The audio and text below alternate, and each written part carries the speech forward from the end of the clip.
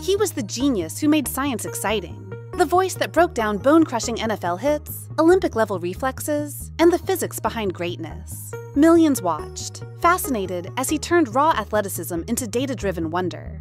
But while the world saw a confident, smiling face explaining the secrets of human performance, behind the scenes, he was fighting a silent war that almost no one knew about. He didn't just redefine sports media.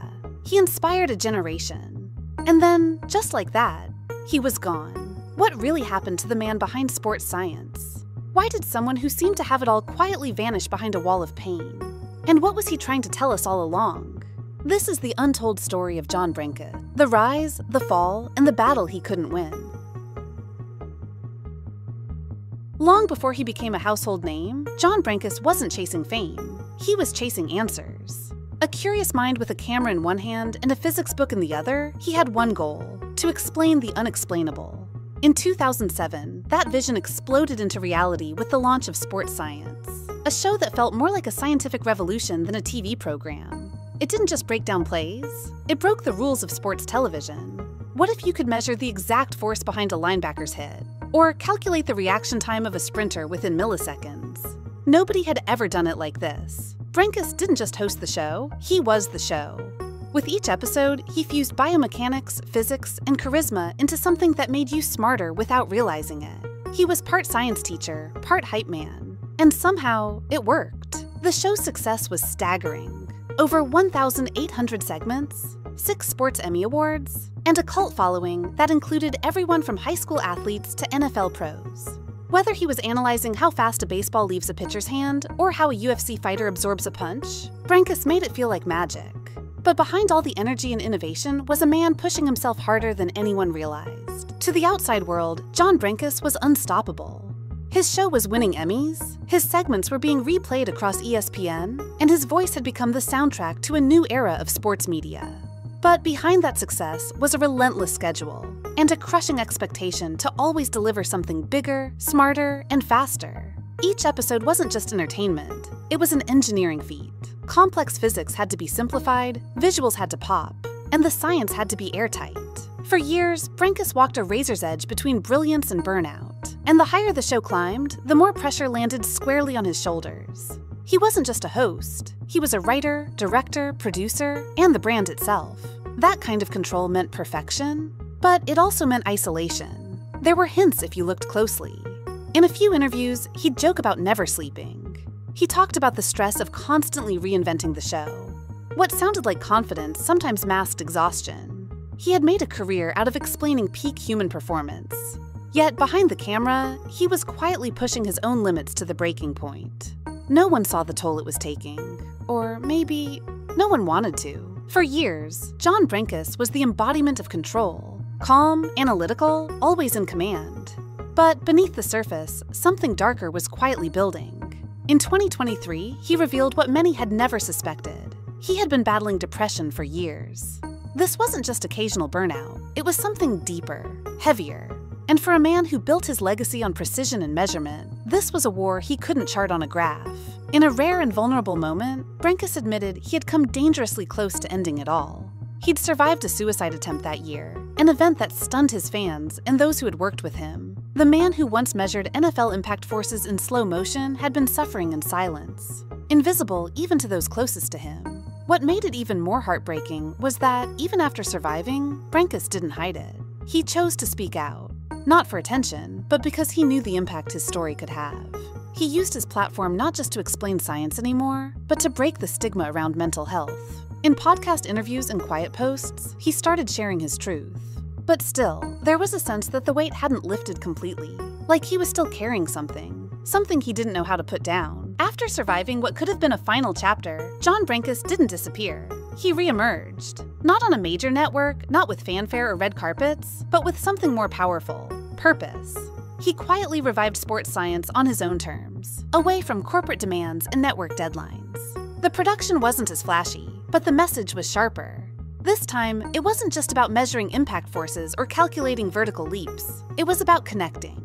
Brenkus wanted to inspire, to educate, and to reach people beyond the typical sports crowd. He launched his own media platforms, collaborated on motivational content, and leaned into speaking engagements that focused on human potential. both physical and emotional. The man who once made science cool was now trying to make healing honest. He spoke with the same energy, the same fire, but there was a new layer to it all, a deeper sense of empathy. You could tell he had been through something, and he wanted others to know they weren't alone. For Brenkus, this wasn't just about reclaiming a career, it was about reframing his legacy. He wasn't chasing ratings anymore. He was chasing meaning. On a quiet Sunday night, the news broke, and it didn't seem real. John Brenkus, 54, had passed away after a long battle with depression. The announcement came from his official social media account, confirming what many feared but never expected to hear. The man who brought science to life was gone. In an instant, tributes flooded the internet. Former athletes, colleagues, fans, everyone had something to say. Not just about the show, but about the man. He was kind, encouraging, smart, and inventive, wrote sports analyst Matthew Berry. Robert Griffin, III former NFL quarterback, added simply, "The man who gave us the Emmy-winning sports science lost his battle with depression." It wasn't just a media personality the world had lost. It was a storyteller, a teacher, and a reminder that even the brightest minds can carry unseen weight. And for so many fans, people who had grown up watching him explain how the human body defied limits, it felt deeply personal. Because John wasn't just analyzing greatness. He made us feel like we were part of it. His final months had seemed hopeful. His projects were ongoing. His voice still rang with passion. That's what made it so hard to accept. That even as he was rebuilding, the storm inside had never fully cleared. John Brenkus didn't just explain science, he humanized it. He showed the world that behind every jaw-dropping athletic feat, there was a story of dedication, of struggle, of raw human potential. But what made his work so unforgettable wasn't just the data or slow-motion replays. It was the way he made people feel seen. Whether you were a kid dreaming of the NFL or someone just curious about how the body works, Brenkus made you believe greatness was measurable and reachable. But his greatest legacy wasn't a TV show. It was how he used his platform to elevate others.